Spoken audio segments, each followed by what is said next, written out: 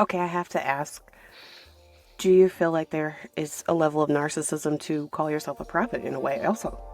No, not at Oh, all. so how is that different?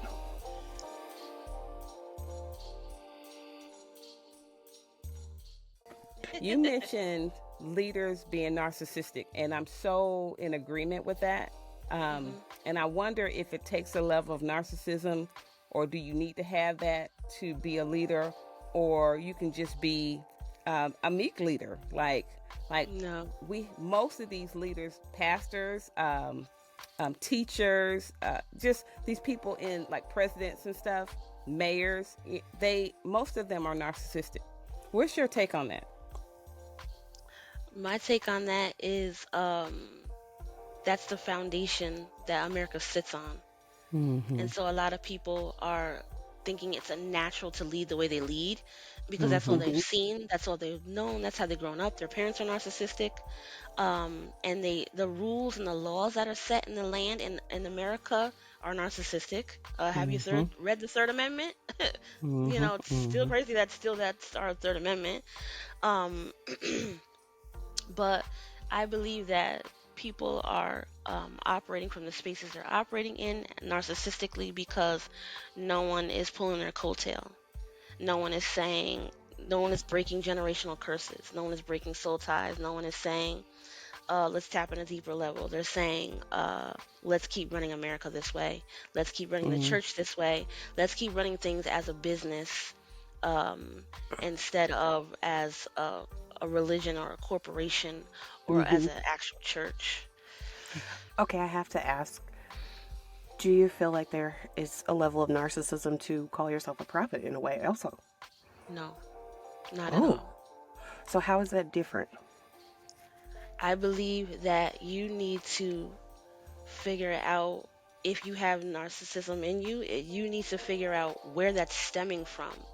That's for Okay. me, that's not something that's natural or that's okay. I have a narcissistic family and I had to tap into where that came from. What are the patterns I've seen? What are the things I need to break those cycles and let go of? Um, I don't believe at all that narcissism is a part of being a prophet. I believe that's something you need to drop off, kill, murder, burn, let go of, and do not operate. I think you need to operate in light, in love, in truth, in understanding, um, and really in love. You really need to operate in just solely in love as a prophet because that is what God is really calling you to. He's calling you to love his people, to expose some things for them and unpack them and heal them and help them move along their way. Um, Not to be proud about your or haughty or unhumble in the platform that he's giving you or the position he's giving you. Um, Narcissism is something where people are gaslighting and they're, you know, not holding themselves accountable but pointing fingers at you. Mm-hmm. Narcissism is also someone who wants to stay attached to things that they're not supposed to be attached to, and narcissists will just stay there. They like to pounce on people verbally. There's so many different facets and things that we could get into on another day, but I don't believe that any of those things are okay, that they're natural, that um, there's things you need to have to be a prophet. No. Mm-mm. I ask that because I've seen many examples of people who have placed that title on themselves, but also Hmm. fit into the category definitely of a narcissist. So Uh-huh. the the title to me gave me pause because that's what I associate that title with. Oh, okay. So that's why I asked that because I'm like, well, how is it different? Yeah, Hmm. Because yeah. because every example I've seen is Mm-hmm. that. Yeah. So okay, I I, guess it's almost like you need like a different disclaimer, a different title to Mm-hmm. say, yes, Mm-hmm. this is I am this, but Mm-hmm. I'm not that kind. You know, right. like there needs to be a I'm a prophet, but this kind of prophet, because to me, like I said, I Mm-hmm. the examples that I have are in that way. Narcissist. They've been Hmm. taken over. And Yeah, a lot of it's been prophets, co-opted. right? A lot of Mhm. prophets are, well, pastors claim to be prophets and things Right. like that. Yeah. Who are looking for profit, not, Mm. you know what Yeah. I'm Mhm. saying? So Yeah. to attach that and to say business coach, I thought we were going to go down that path, but that whole episode did not go in that Yeah. direction. You. So I was like, how did we get here? This isn't where I thought we were going. And You know? you Yeah. know, and We went. Sylvia, I find in a lot of episodes we think we're going one way and we Yes. veer, and it just goes, it goes where it goes. I'm cool It with goes the where it's flow. supposed to go. Hmm. Yeah. Hmm. Yeah. Hmm. Yeah. Everything So happens for a reason. so did you have, like, when you mentioned a lot of people in your family had narcissistic tendencies, right? And you wanted to tap into, like, how did that come about? Like, what was the source of that? Did you have counseling at all to, like, heal you from any of the things that you dealt with in your childhood or growing up, or? Um, I'll be completely honest. I'm very for counseling, but couldn't afford it.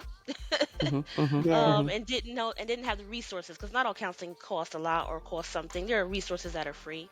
I didn't have any Hmm. resources, and I felt like it's going to cost a lot of money. And so if I was given that opportunity to, I would absolutely have. I Hmm. later on got counseling um, because I was in abusive relationships. So I got it then, and then we start to tap into that narcissistic side, because generally, when you are from a narcissistic family, that's who you date Mm. unknowingly. You just Hmm. you automatically date a narcissist because Hmm. that's what you Hmm. know, what you see, and so that was the door.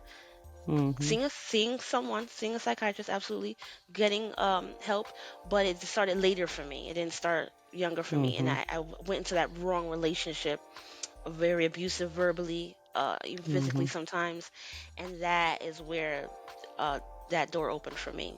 So yeah. Hmm. Okay. Wow. That's huge. That's huge. What did you get from it though? And how long did you go? Like, how long did you experience counseling? And then, like, what was your overall takeaway from it? So I went for 2 years, and my overall take was there's help for me. I don't have to do this by myself. That Ooh. was really Yeah. my Mm-hmm. overall take, because that is what I saw also as a young lady, was my mom doing everything.